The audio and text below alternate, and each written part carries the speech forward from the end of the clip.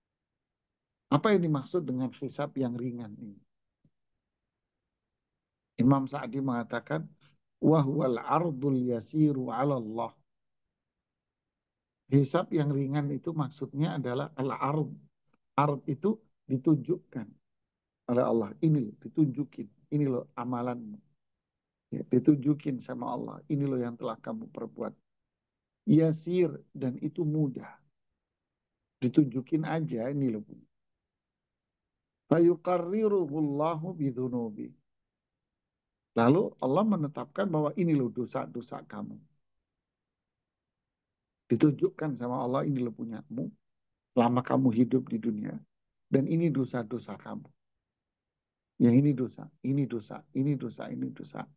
Hatta idza dhanna al-'abdu annahu qad halak, maka hamba itu sudah meyakini bahwa wah saya binasa. Saya akan binasa. Saya akan masuk neraka. Kenapa? Karena yang ditunjukkan oleh Allah di saat dibuka itu keburukan-keburukannya. Wah, saya akan binasa ini. Saya bakal masuk neraka. Maka saat itu Allah mengatakan, qala Allah Ta'ala, maka saat itu Allah mengatakan, inni qad satartuha 'alaika fid dunya. Sebetulnya dosa-dosa kamu yang ini, yang ini, yang ini sudah saya maafkan dari dunia itu.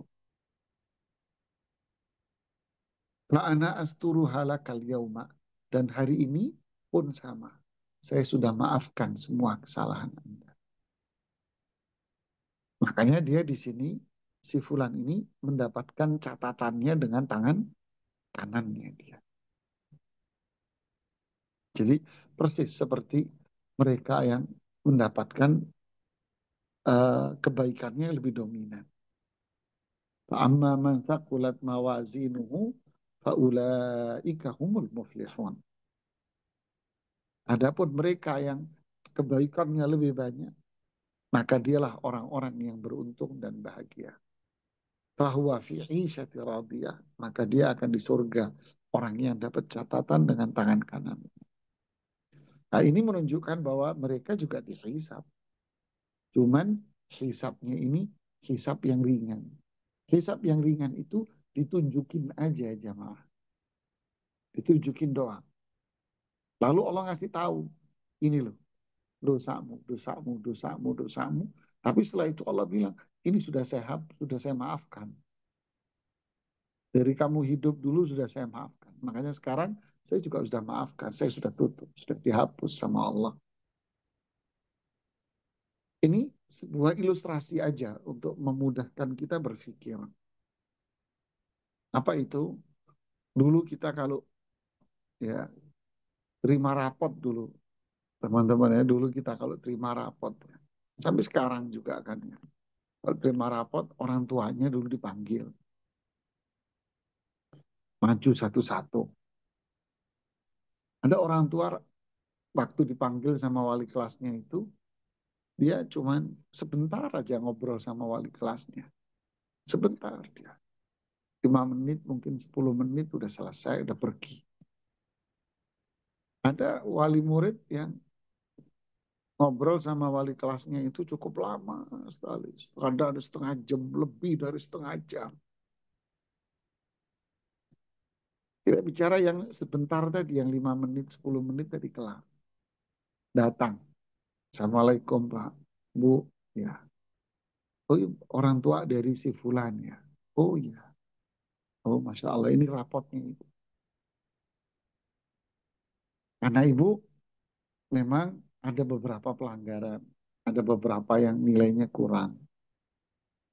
Tunjukin ini. Tapi nggak apa-apa, nanti ditingkatkan aja Ibu ya. Karena Ibu bagus, pintar. Terima kasih, semua aktivitasnya bagus Bu. Tolong diperhatikan. Dan langsung dia pulang. Apakah berarti dia nggak punya kesalahan? Dia punya kesalahan.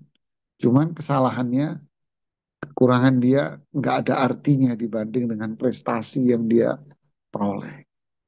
Sehingga kekurangan dan kesalahan dia itu dimaafkan. Begitu kan? Dimaafkan. Begitulah jemaah. Sebuah ilustrasi sederhana. Ini yang dimaksud dengan nama hisaban yasira. Hisab yang ringan. Imam Ibnu Katsir rahimahullah menjelaskan maknanya adalah tidak didetail satu demi satu dari perbuatan dia. Nah itu bencana. Kalau sudah didetail satu demi satu, kalau sudah diaudit satu demi satu, bencana. Nah ini tidak didetail. Sudah kamu salah ini, tapi sudah saya maafkan semua. Udah nggak didetail. Nah inilah yang disebut dengan nama hisaban yasira. Hisab yang ringan. Dan disinilah ada hadis riwayat Imam Ahmad bahwa di antara doa yang dipanjatkan itu adalah Allahumma hasibna hisaban yasira. Ya Allah hisablah kita dengan hisab yang ringan.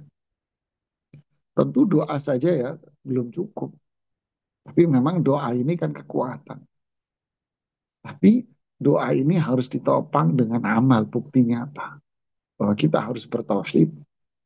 Kita harus tunjukkan ketaatan kita kepada Allah dan Rasul SAW dengan sunnah. Kita harus benar-benar menjauhi syirik, bid'ah, maksiat, semua kita harus tinggalkan. Agar kita bisa menjadi bagian orang yang mendapatkan amal kita dengan tangan kanan. Yang nggak menutup kemungkinan kita juga manusia yang pasti melakukan kesalahan. Dengan tangan kanan berarti dia termasuk bagian dari orang-orang yang beruntung. Subhanallah. Allahumma hasibna hisaban yasira. Tapi lawannya jemaah pada ayat yang berikutnya ini mohon maaf. Berikutnya hasilnya pula wayan qalibu ila ahlihi masrura. Allahu akbar.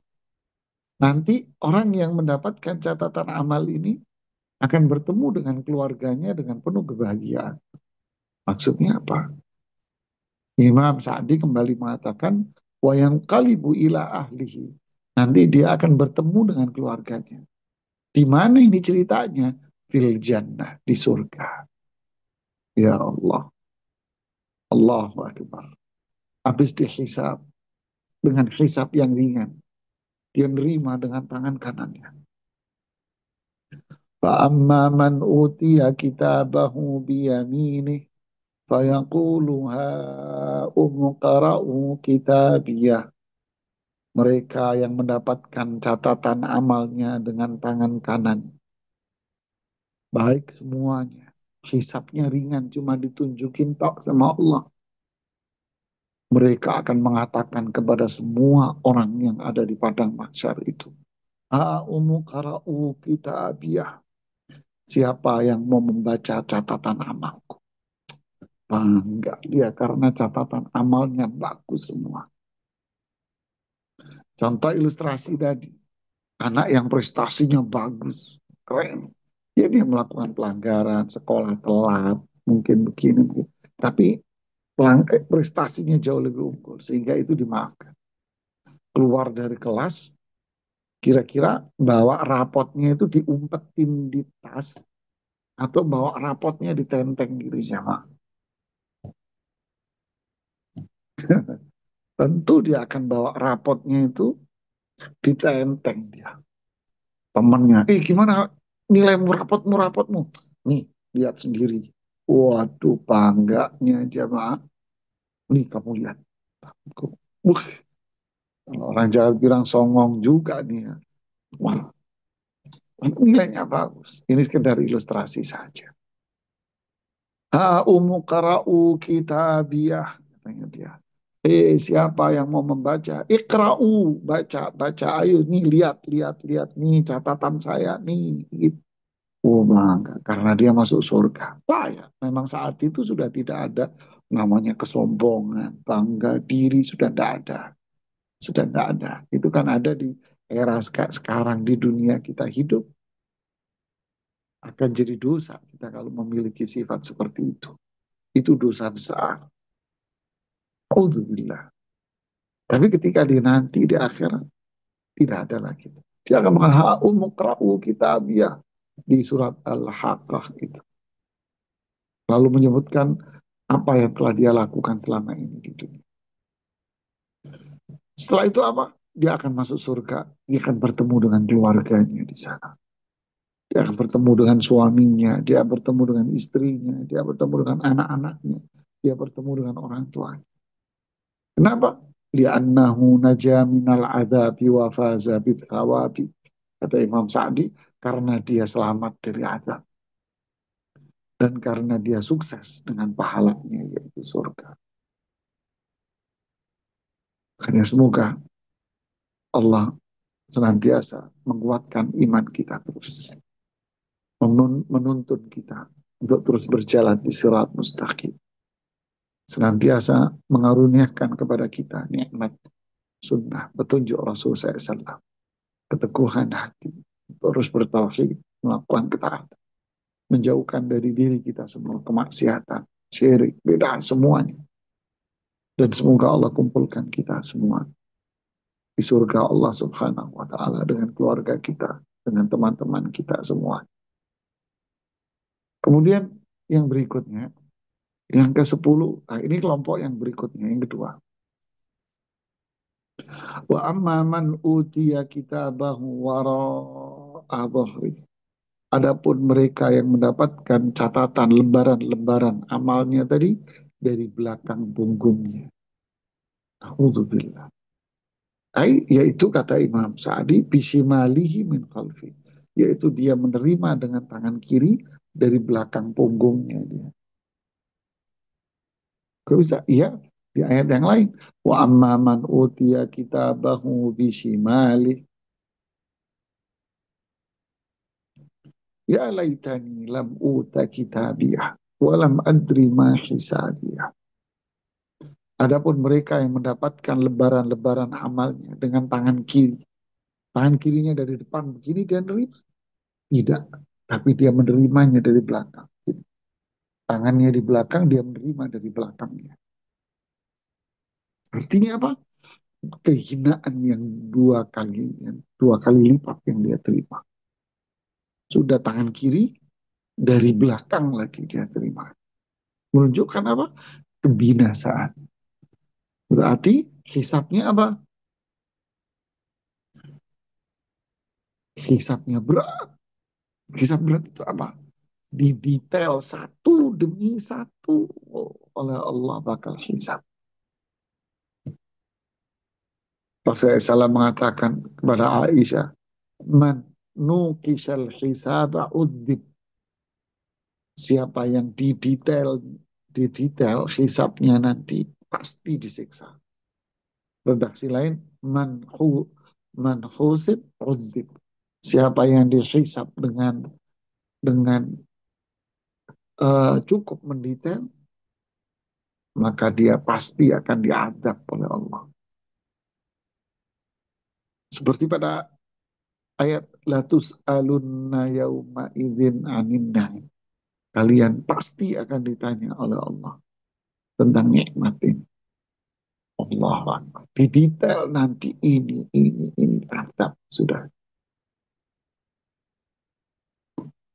La tazula qadama 'abdin yaumal qiyamah hatta yus'al an arba'. Kaki setiap orang tidak akan bisa berjalan sampai dia ditanya tentang empat. Di detail. Umurnya, waktunya, duitnya kamu peroleh dari mana, kamu belanjain buat apa. Di detail ini sudah. Kenapa? Karena catatannya lebih dominan. Fa'amma man khaffat mawazinu fa'ulaika alladhina khasiru anfusahum wa finnari khalidun. Mereka yang ringan, amal solehnya dikit, ketaatannya dikit, berarti yang lebih unggul, lebih tinggi, kemaksiatannya yang kiri, maksiat lebih banyak. Maka dialah orang yang merugikan dirinya sendiri. Fa'amma man khaffat mawazinuhu fa'ummuhu hawiyah. Mereka yang kebaikannya takkan dikit, sedikit cuma. Tapi maksiatnya luar biasa. Ada syiriknya di situ, apalagi habis kalau udah ada syiriknya. Maksiatnya luar biasa. Maka tempat kembalinya dia adalah di neraka. Oleh karena itu, mereka akan mengatakan di ayat yang ke-11, fasawfa yad'u thubura. Mereka akan teriak nanti. Yad'u, teriak thubura. Wah, binasa saya. Gitu. Ya laitani lam uta kitabia. Coba andai kata saya tidak tahu, nggak menerima catatan ini. Walam adri ma hisab. Coba hari ini saya nggak mengalami masa hisab. Mati ya sudahlah jadi tulang belulang habis kata orang barat kan begitu kata orang kafir. Kenapa dia teriak minal khizyi wal fadhihah? Karena kehinaan yang dia peroleh. Wa ma yajidu fi kitabihi minal a'mal allati qaddamaha walam yatur minha. Karena dia mendapati apa yang ada di lembaran-lembaran catatannya itu, yaitu perbuatan-perbuatan yang telah dia lakukan, semua kemaksiatan, keburukan, dan sampai wafat pun dia belum taubat dari itu semua. Kehinaan semua ini. Waliyahzubillah. Inilah dua kelompok manusia. Dua kelompok manusia. Yang kali ini mereka pun wayas selasai.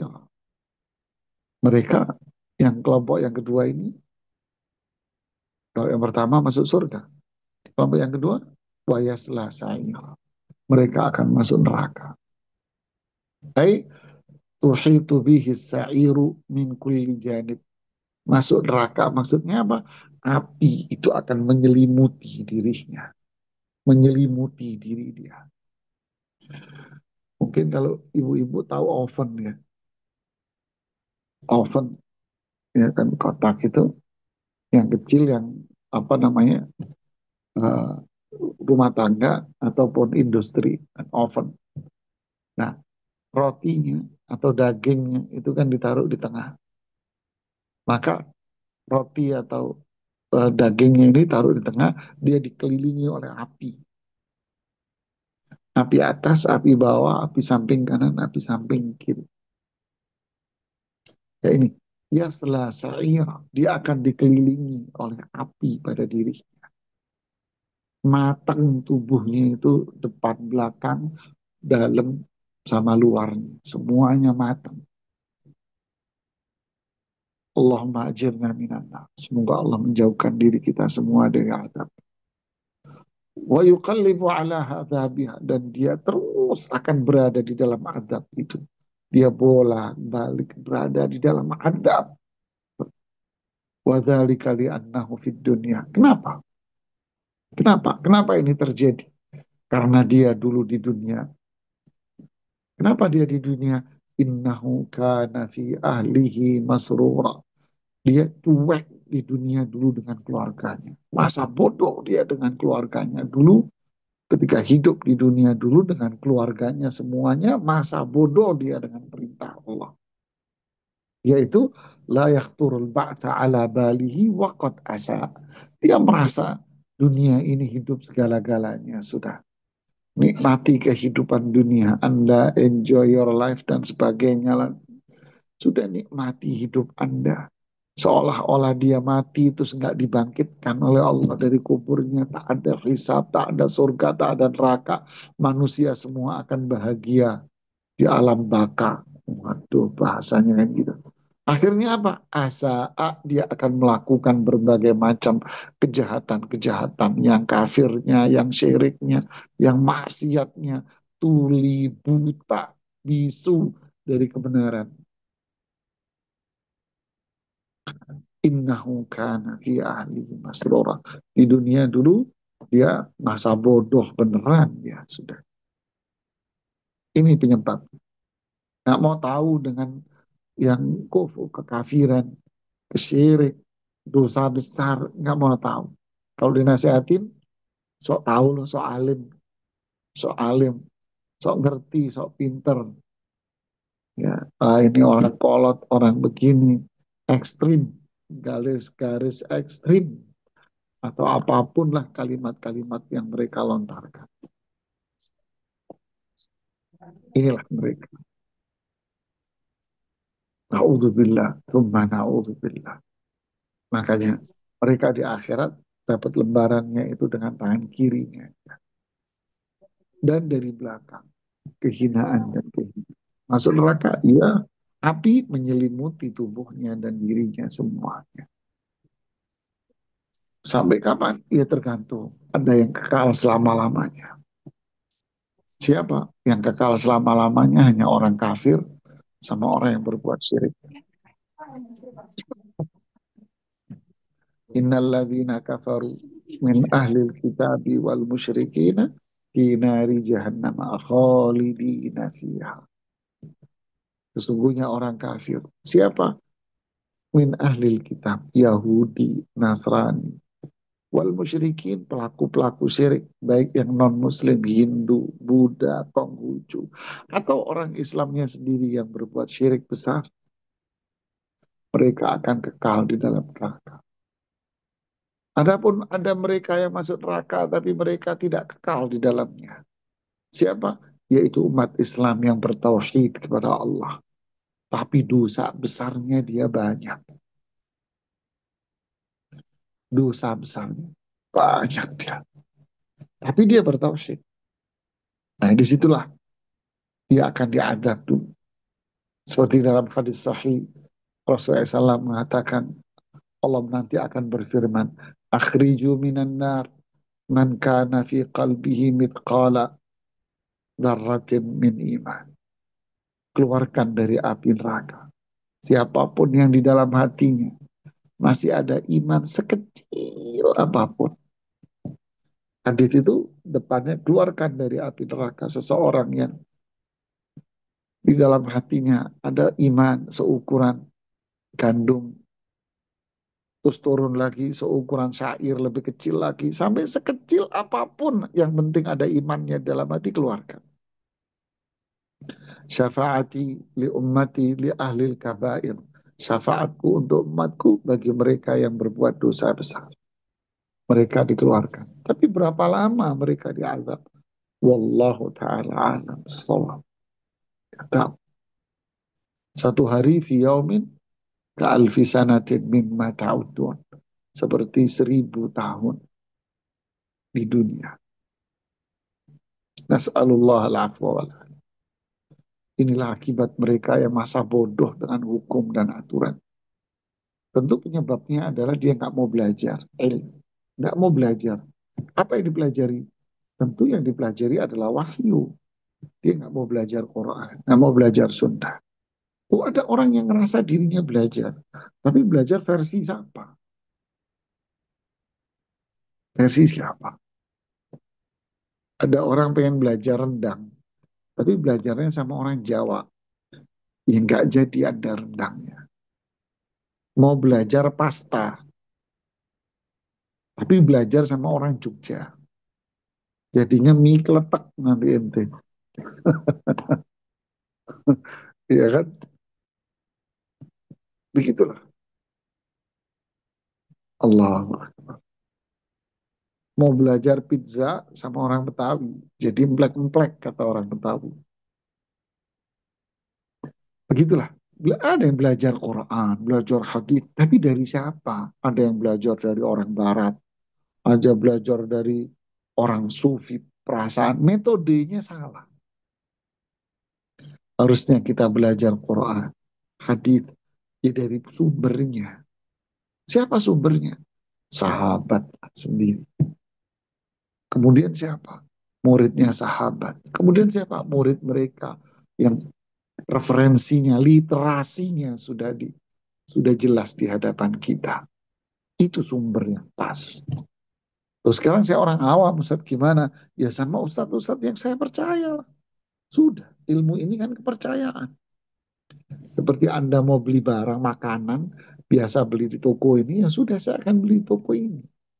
Oh, toko sana, aduh saya nggak pernah deh. Nggak pernah saya beli di toko roti itu. Saya biasanya beli di sini. Ya sudah. Ya begitulah kan keseharian kita seperti itu.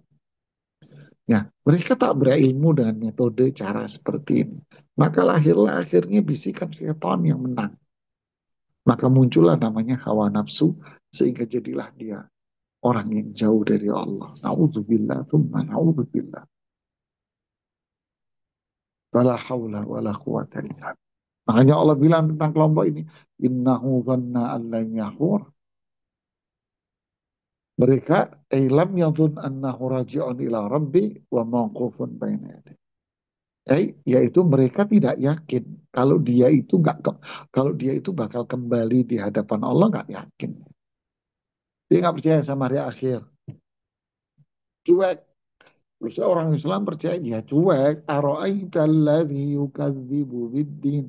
Coba kamu lihat orang yang nggak percaya sama hari akhir, hari hisab. Contohnya apa? Nggak bayar zakat, nggak sodakah, nggak bantu orang, sholatnya berantakan. Sudah, berarti kan nggak percaya. Nah, inilah dua kelompok manusia. Bala inna rabbahu kana bihi basira. Ancaman, sungguh, bala, sungguh.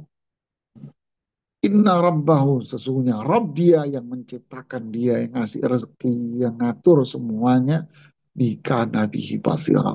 Maha melihat atas apa yang dia perbuat. Wala yaksun an yatrukahu, sudah. Oleh karena itu nggak mungkin Allah membiarkan manusia ini begitu saja, tanpa perintah, tanpa larangan. Ya kan? Karena mungkin Allah membiarkan manusia tanpa perintah, tanpa larangan. Nggak mungkin. Bala inna rabbahu kana bihi basira. Nggak mungkin Allah meninggalkan mereka tanpa perintah, tanpa larangan. Nggak ada reward, nggak ada punishment, tidak ada mungkin. Nggak ada pahala, nggak ada dosa, nggak ada adab, nggak ada nikmat, nggak mungkin lah. Nggak mungkin. Sudah makanya menggunakan nama Rob, Rob. Mencipta, mengatur, ngasih rezeki, kebaikan, kenikmatan. Allah kasih semua, terus habis itu tidak ada reward and punishment. Ya nggak mungkin. Ya kan? Allah tahu apa yang Anda perbuat, yang kita perbuat semua Allah tahu. Makanya yang baik, fama ya'mal mithqala dzarratin khairan yara. Wa man ya'mal mithqala dzarratin syarran yara. Mithqal, sekecil apapun yang kita perbuat. Kalau itu baik, maka dicatat kebaikan. Kalau itu buruk, catat keburukan. Maka jadi bencana buat kita semua. Inilah bahasan kita jamaah. Intinya, jadilah kita bagian yang pertama. Dan jangan jadi bagian manusia yang tua.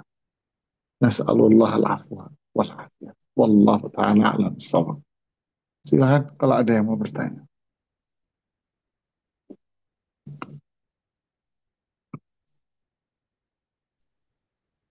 Baik, syukur Ustaz atas materi yang sudah disampaikan. Kita lanjutkan ke sesi tanya jawab. Kami persilakan kepada para jamaah boleh bertanya secara langsung dengan raise hand terlebih dahulu atau bisa menuliskan pertanyaannya di kolom chat. Bagi jamaah yang pertanyaan cukup panjang, kami harapkan bisa bertanya langsung pada Ustadz atau bisa mempersingkat pertanyaannya di kolom chat. Baik, Alhamdulillah sudah ada yang respon. Kami persilakan kepada Abi Yahya bisa bertanya kepada Ustadz. Assalamualaikum warahmatullahi wabarakatuh. Waalaikumsalam warahmatullahi Waalaikumsalam wabarakatuh. warahmatullahi wabarakatuh. Saya Itu ya, ingin ya, bertanya, silakan. iya, Ustaz. Ustaz, saya ingin bertanya tentang kaitan ayat ini dengan hadis tentang bitoko itu, Ustaz. Oh, Iya, kan tadi kan dijelasin sempat ngutip hadis qudsi juga tadi. Keluarkan orang-orang yang punya keimanan sebesar sekecil apapun gitulah dari sampai sekecil biji zarro yang sekecil lagi. Nah, itu tentang hadis bitoko ini bagaimana? Itu pertama. ya, Yang kedua, barakallahu fiik. Ya. ya. Yang kedua apa, Pak? Yang kedua apa, Pak? Yang kedua saya pengen bertanya, tapi ini tentang ayat yang dulu-dulu. Kalau nggak salah surat Al-Mutaffifin kalau nggak salah di ayat terakhir yang Ya. orang-orang itu mengolok-olok. Nah, apa yang apakah orang-orang yang suka mengolok-olok itu yang Muslim itu juga termasuk bagian dari kelompok itu sama dengan orang kafir gitu. Kan di zaman ini kan banyak banget kayaknya nih, kelihatannya nih orang muslim tapi suka ngata-ngatain kita gitu. Itu bagaimana Ustaz? Mohon Ya, penjelasannya. Wassalamualaikum warahmatullahi wabarakatuh. Assalamualaikum warahmatullahi wabarakatuh. Terima kasih Abu Yahya, pertanyaannya bagus banget ya. Yang pertama, eh, seperti yang saya jelaskan tadi bahwa yang masuk neraka itu tidak semuanya kekal. Ada yang kekal, yaitu orang kafir yang berbuat syirik, dua orang ini, dan yang lainnya tidak kekal dia, yaitu orang beriman yang bertauhid, orang Islam yang bertauhid. Kok bisa masuk neraka? Ya, karena dia kemaksiatannya banyak. Maksiatnya dia banyak sekali. Tapi dia tidak pernah berbuat syirik kepada Allah Subhanahu wa Ta'ala. Dia tidak pernah. Nah, apa dalilnya? Di antara dalilnya adalah hadis bitaqah yang Bapak sebutkan. Bitaqah itu artinya kartu kecil. Jadi di hadis itu kan dijelaskan bahwa ketika dia mau dihisab, dia dikasih sijil. Yu'tolahu tis'a tis'una sijilan. Dia dikasih 99 lembar. Satu lembarnya sepanjang mata dia memandang. Semuanya isinya maksiat semuanya. Merah semua. Wah, masuk neraka sudah. Ternyata dia punya kartu kecil. Kartu kecil itu berisi La ilaha illallah. Dia bertauhid. Nggak pernah syirik ya. Cuman maksiatnya ya jadi-jadian dia maksiat. Maka tauhid dia ini menyelamatkan dia dari adab neraka. Apakah dia tidak diadab sama sekali? Ya tentu tergantung pada kehendak Allah. Kalau kita pelajari dari dalil-dalil yang lain, dia akan diadab sesuai dengan dosa-dosa besar yang dia lakukan. Yang dia meninggal, dia belum tobat. Lalu setelah itu, Allah menyelamatkan dia dengan bitokohnya tadi itu. Dengan tauhidnya tadi. Atas dasar apa? Atas syafaat dari Rasul Sallallahu Alaihi Wasallam. Makanya ini anjuran agar kita ini belajar tauhid. Karena keutamaan tauhid itu begitu besar. Dan orang yang tauhidnya bagus pasti tidak akan meninggalkan dosa besar. Pertanyaan yang kedua, apakah setiap orang yang mengolok-olok itu masuk neraka? Tidak. Yang disebutkan di surat Al-Mutaffifin yang kita jelaskan di pertemuan yang lalu bahwa yang dimaksud dengan innalladzina ajramu, orang-orang yang berbuat kejahatan. Ini yang dimaksud di situ orang kafir. Orang kafir itu selalu mengolok-olok orang beriman, membuat brand membuat brand atas orang-orang beriman ini bahwa mereka adalah kelompok-kelompok yang seperti ini dan seperti itu, seperti yang terjadi di masyarakat kita. Begitulah di bawahnya terus, orang yang gemar berbuat syirik pasti akan mengolok-olok orang yang bertauhid. Mereka yang gemar berbuat bid'ah akan mengolok-olok orang yang taat dengan Rasul SAW. Orang yang hobi maksiat akan ngolok-ngolok orang yang taat. Ya, Anda jenggotan seperti ini nanti akan diolok-olok sama mereka. Begitu seterusnya. Tentu orang yang mengolok-olok ini tidak semuanya dia berada dalam kekafiran. Tergantung pada ngolok-ngoloknya di level yang mana gitu. Yang jelas mengolok-olok itu dosa besar, bukan dosa kecil. Itu dosa besar. Rasulullah SAW bersabda, "Bihasbi imri'in minasyarr an yahkira akhahul muslim." Cukuplah kejahatan itu disemayatkan pada diri seseorang, ditempel pada diri seseorang, dikatakan sebagai orang jahat. Kapan? Ketika dia merendahkan, menghina, mengolok-olok. Sibabul muslimi fusukun. Mencela orang yang beriman itu kefasikan, dosa besar. Nah, begitulah seterusnya. Ya, jadi itu intinya minimalnya aja udah dosa besar. Makanya kita punya kewajiban untuk menghargai siapapun orangnya. Mengucapkan kata-kata yang baik kepada siapapun orangnya. Mau orang kafir pun kita nggak boleh. Wala tasubbul ladina yad'una min dunillah. Fayasubbullah adwa bighairi ilm. Jangan kalian mencela mencaci orang-orang yang berbuat syirik itu. Jangan. Nanti mereka akan mencela kamu lebih parah lagi karena mencelanya dia tanpa ilmu. Itulah yang terjadi sekarang. Yang mengaku dirinya ini dan itu, akhirnya orang-orang yang bertauhid dimaki-maki, ada yang dibilang, ya kayak kebun binatang, maki-maki. Ya kan, banyak tersebar di video-video itu kan. Pakai suara-suara teriak-teriak lagi. Sudah, makanya jangan kita mencela, mencaci orang. Sudahlah, biarkan saja. Kita doakan semoga Allah memberikan hidayah pada mereka semua. Jadi minimalnya itu dosa besar, Pak. Barakallahu fikum, silahkan yang lain. Baik, syukur Ustaz atas jawabannya. Kami persilahkan pada Ibu Afifah bertanya kepada Ustaz. Eh, ya, Assalamualaikum warahmatullahi wabarakatuh. Waalaikumsalam warahmatullahi wabarakatuh. Silakan Ibu.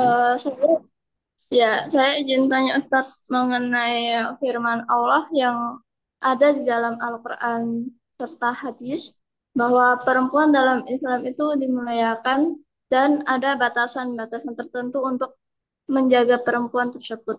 Tapi saya berada dalam di mana perempuan tuh yang harus menerjang, ada beberapa yang harus saya terjang mengenai itu, terutama dalam pekerjaan yang di mana harusnya ada batasan, ada waktu, dan serta ada yang menemani gitu.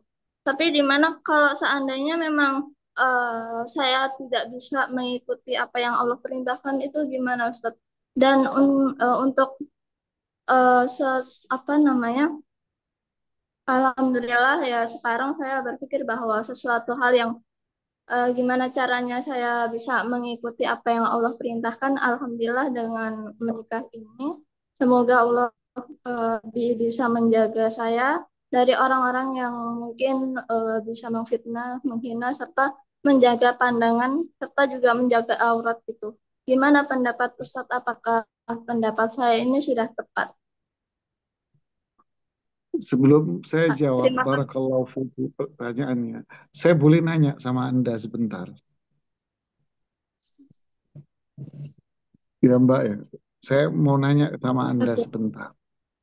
Ketika kita baik lagi Ustadz. duduk, kita ini lagi duduk santai, gitu kan? Atau kita lagi melakukan satu pekerjaan, lalu adzan dikumandangkan, hayya 'alas salah. Berarti kan itu panggilan Allah. Sedangkan yang kita lakukan ini keinginan kita pribadi. Pertanyaan saya, mana yang saya harus kedepankan di saat itu? Panggilan Allah, yaitu saya harus sholat, saya tinggalkan ini. Atau saya menuruti keinginan saya. Panggilan Allah nanti saja. Lalu kita mengatakan, kan Allah maha pengasih penyayang. Nanti Allah memaafkan saya. Mana sikap yang benar, Pak? Mendahulukan perintah Allah. Nah, itu jawaban Anda juga buat Anda. Ya, kita jangan berdalih kita meninggalkan perintah Allah. Lalu kita berdalih Allah maha pengasih penyayang. Saya kira nggak ada orang berpikir begitu. Ya, nggak ada orang di kantor, di perusahaan Anda bekerja pun. Ada si A mama melanggar pekerjaan, melanggar aturan di perusahaan itu. SOP yang ditetapkan tidak dia kerjakan. Pekerjaan yang dibebankan ke dia tidak dilakukan dengan baik. Umpamanya. Lalu ditegur sama orang, gimana sih kamu ini? Kok pekerjaan kamu nggak kamu lakukan dengan baik? Dia akan jawab, bos kita ini orangnya baik. Ntar juga saya dimaafin. Ada nggak kira-kira orang karyawan berpikir begitu, Mbak?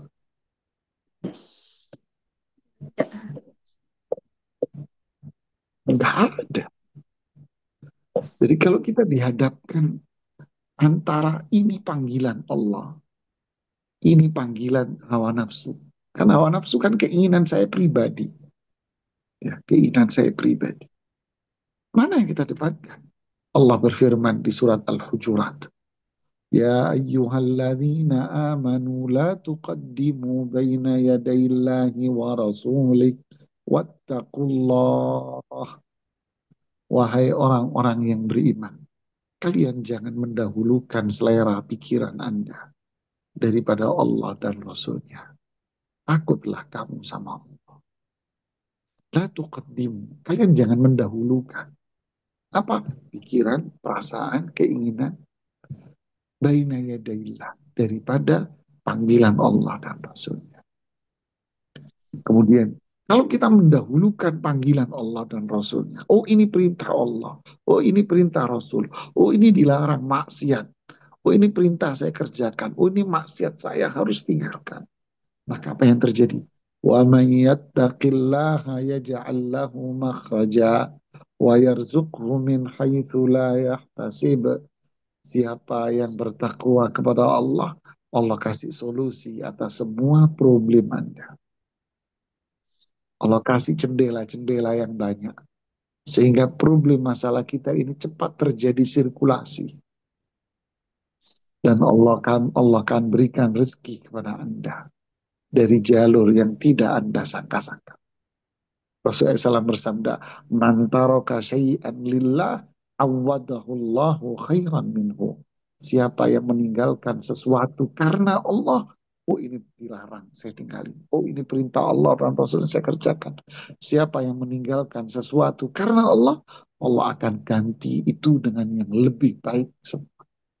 Yakin, yakin, jangan dicoba. Loh kok jangan coba? Iya, karena coba-coba kan tidak yakin. Saya coba dulu deh. Oh, nggak yakin berarti Anda. Jangan coba-coba. Buat anak kok coba-coba. Kan gitu kan iklannya.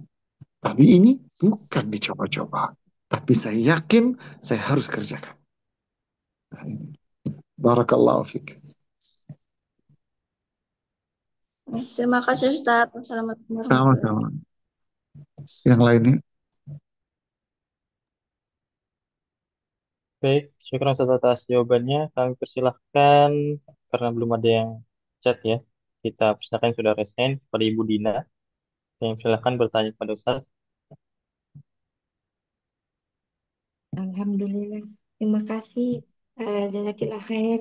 Terus, Assalamualaikum warahmatullahi wabarakatuh, Ustadz.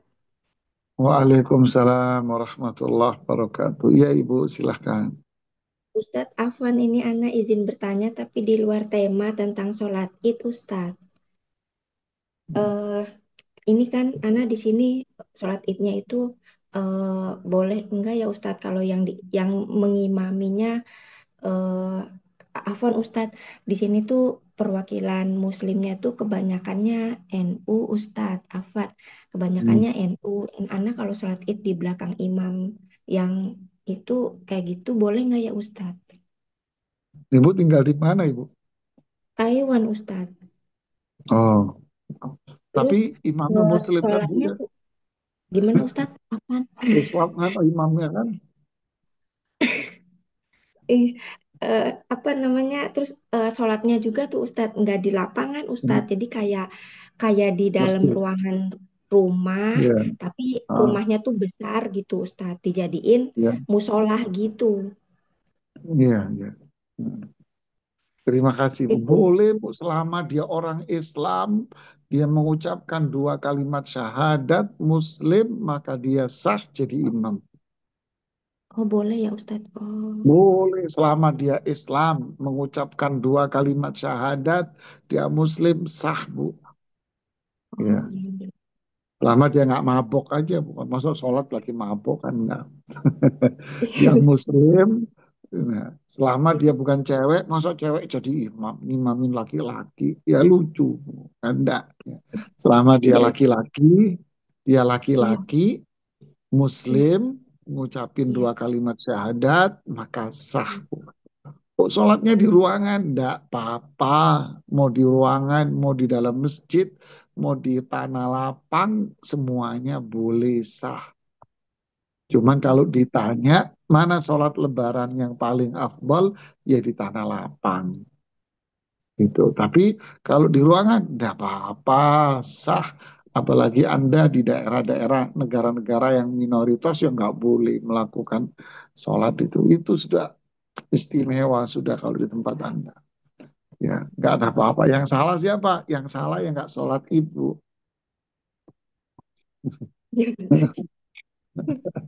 Iya. Alhamdulillah. Terima kasih Ibu Jazakumullah pertanyaannya. khairan Iya, Ustadz. sama-sama Ibu. Ya. Baik, syukur Ustaz atas jawabannya. Masih ada yang bertanya, boleh Ustaz? Boleh silakan. Baik, kami silakan kepada Ummu Nau dari Jakarta bertanya kepada Ustaz.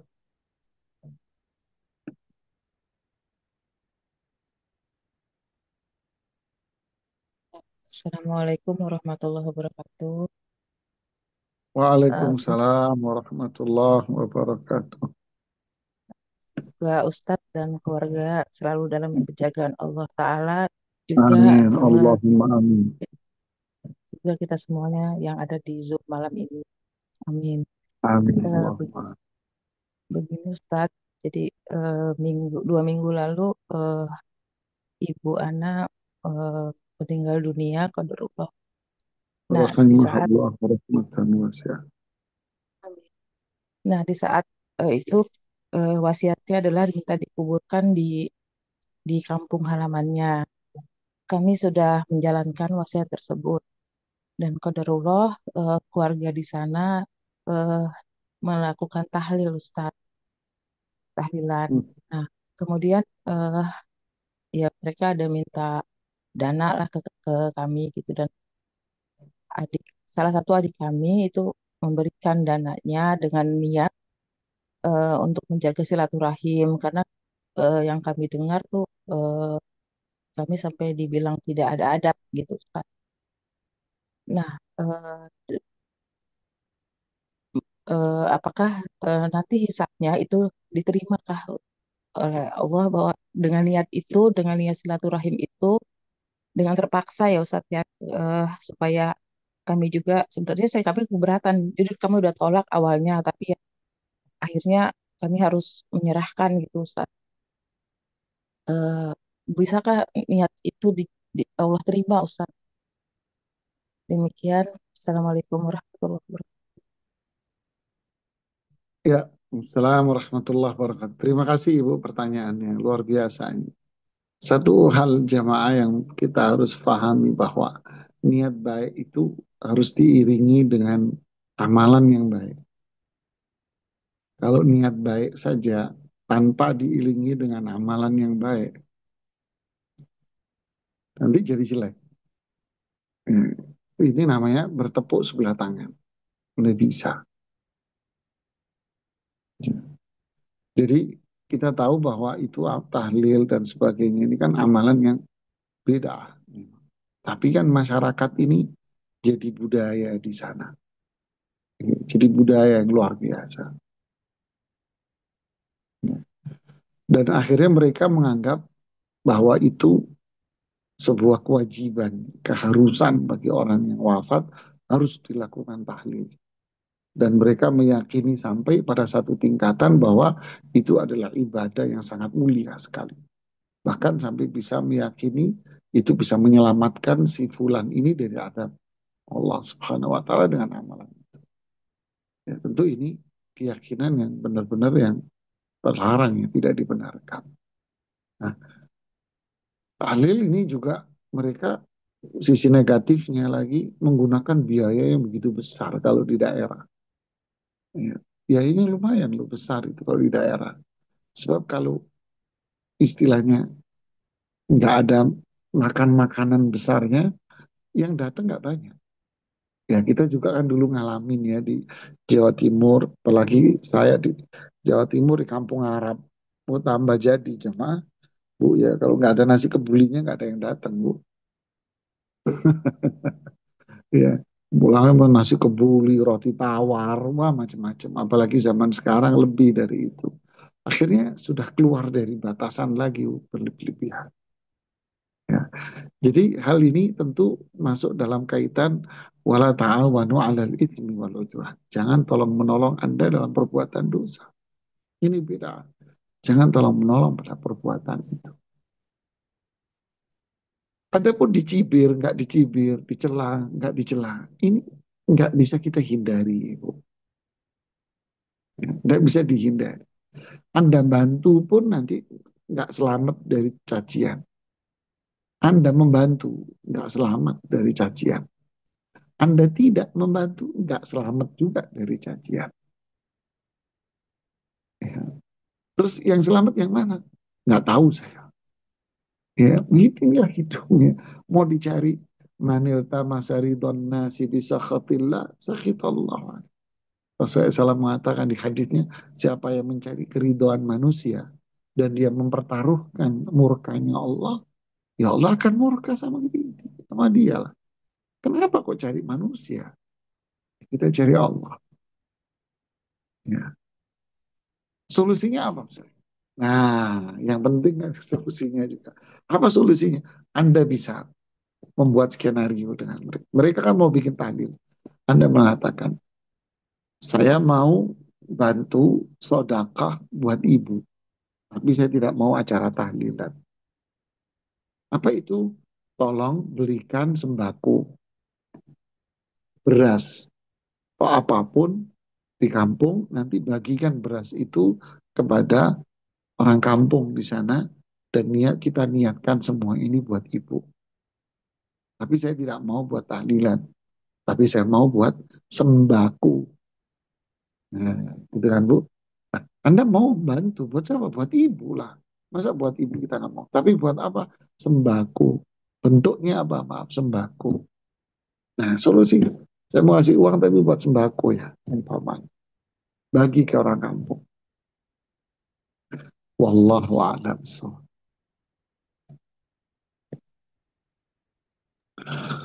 Ada lagi? Baik, syukur Ustaz atas jawabannya. Ada pertanyaan yang masuk via chat private Ustaz. Izin saya bacakan Ustaz. Ya, silakan. Ya, fadal. Assalamualaikum, Assalamualaikum Ustaz. Saya mau tanya, apabila bapak saya uangnya hanya hanya untuk satu orang berkurban, tapi beliau memilih untuk berkurban atas nama orang lain, bukan atas nama dirinya. Apakah ini salah dan berdosa karena bukan mendahulukan diri sendiri ketika berkurban? Jazakallah khairan. Ya, ya mungkin barakallahu fiik, pertanyaan bagus ya. Mungkin karena beliau tidak mengerti, nggak paham. Dia ingin berkorban untuk mungkin istrinya atau untuk siapa. Apakah dia tidak termasuk? Dia tidak termasuk itu. Ya, dia termasuk dari pahala kurbannya. Berarti dia korban untuk dirinya, dia korban untuk orang itu. Mandala ala khairin kafa'ileh. Kata Rasulullah SAW di hadis sahih, siapa yang menunjukkan kebaikan, maka dia mendapatkan pahala yang sama dengan orang yang ditunjukin itu. Man sanna sunnatan hasana falahu ajruha wa ajru man amilat. Siapa yang merintis kebaikan, maka dia dapat pahalanya dan pahala dari orangnya. Jadi dia dapat pahalanya. Jadi dia dapat pahala Bapak Anda. Ya, barakallahu fiik.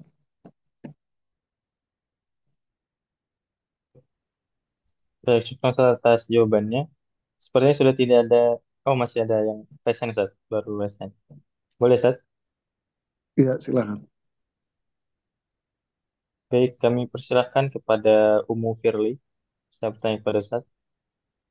Tayyib Ustadz, Bismillah, Assalamualaikum warahmatullahi Barakallahu fiik. Ustadz, Wassalamualaikum warahmatullahi wabarakatuh. Barakallah. Ya, iya Ummu Fir. Ustadz, iya Ustadz, Ana bertanya, eh, ketika seorang nanti dalam proses penghisapan di yaumul akhir itu, apakah dengan menerimanya kita kitab dari tangan kanan atau dari balik punggung itu adalah merupakan proses terakhir bahwa manusia seorang tersebut nanti yang tangan kanan akan mendapatkan surga dan yang di belakang punggung itu akan akan dimasukkan dalam neraka seperti itu Ustadz. Sementara bagaimana dengan setelahnya ada apa namanya berjalan di sirat seperti itu Ustadz. Jadi proses mana yang terakhir melalui sirat atau menerima dari catatan dari kitab masing-masing seperti itu. Mohon pencerahannya barakallahu fiik. Ya, terima kasih Ibu pertanyaannya. Yang Ibu sampaikan semua itu adalah rangkaian. Ya kan? Semua itu rangkaian. Saya ambil ilustrasi aja Ibu. Anda mau pulang melakukan mau penerbangan. Tiket yang Anda beli tiket apa? Tiket ekonomi umpamanya. Maka Anda memulai mendapatkan fasilitas ekonomi dari mana? Anda akan sulit untuk menjawab. Anda dimulai dari mana mendapatkan fasilitas ekonomi itu dari mana mulainya? Anda akan sulit menjawab. Kenapa? Karena itu rangkaian. Mulai dari Anda datang, mau check in, itu sudah ekonomi semua itu, Bu. Mulai check in, ekonomi. Terus itu semua ekonomi semua. Sama Anda dapat bisnis kelas, ya kan? Apalagi penerbangan yang saya dengar sampai ke Inggris atau ke mana, Amerika ada pesawat tertentu di atasnya bisnis kelas, VIP atau apa gitu, first class, ya, mereka sebut first class ya. Ya, yang penerbangan yang 18 jam, 20 jam gitu kan, ada first class-nya. Kapan dia menikmati first class-nya? Mulainya di mana? Ini rangkaian. Ya. Itu dari mana mulai rangkaiannya? Mulai dari sakratul maut, dia sudah paham. Gitu. Mulai dari sakratul maut, itu sudah tahu. Kemudian di alam kubur, itu sudah dia merasakan.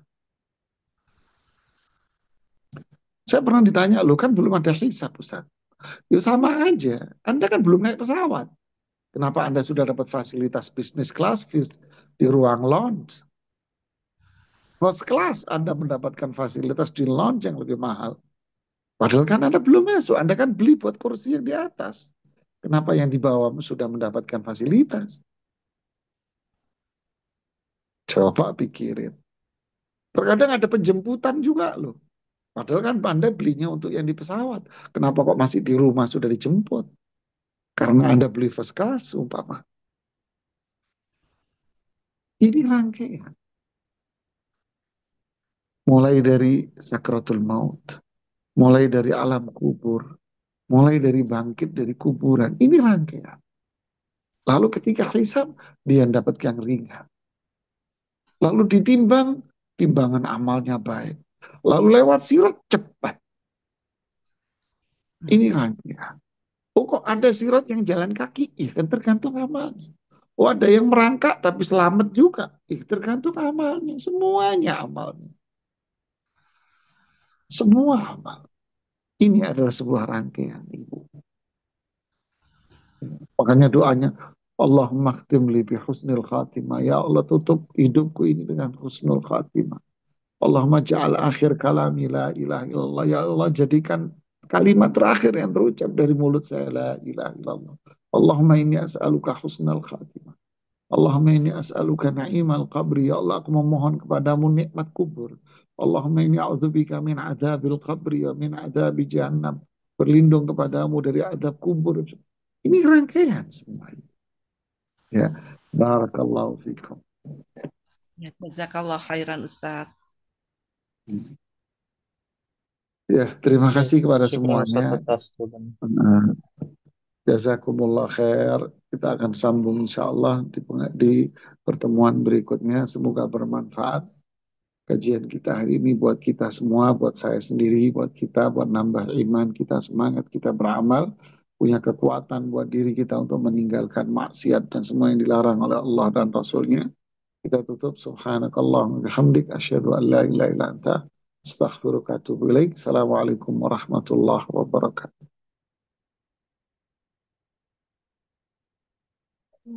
Waalaikumsalam warahmatullahi wabarakatuh. Waalaikumsalam Syukran Ustaz warahmatullahi atas materi yang wabarakatuh. sudah disampaikan serta jawaban dari pertanyaan yang diajukan oleh para jamaah. Kami juga ucapkan jazakallahu khairan pada para jamaah yang sudah dapat hadir pada kajian rutin kita malam hari ini.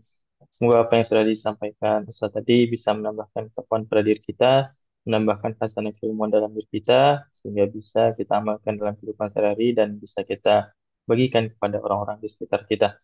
Mari kita tutup kajian kita pada malam hari ini dengan doa kafaratul majelis.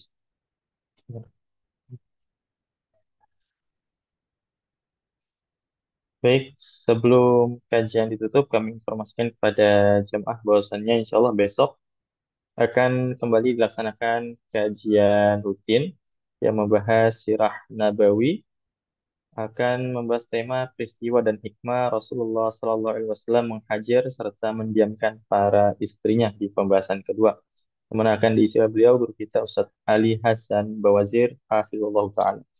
Oleh karena itu kami mengajak kepada para jemaah untuk bisa hadir di kajian besok di hari Senin dan share informasi kajian tersebut seluas-luasnya. Baik, kami selaku panitia dari Bumi Mengaji mengucapkan permohonan maaf jika terdapat kekurangan dalam penyelenggaraan kajian pada malam hari ini. Kami pamit undur diri. Wassalamualaikum warahmatullahi wabarakatuh. Kami silakan kepada para jemaah wali dari meeting. Barakallahu fikum.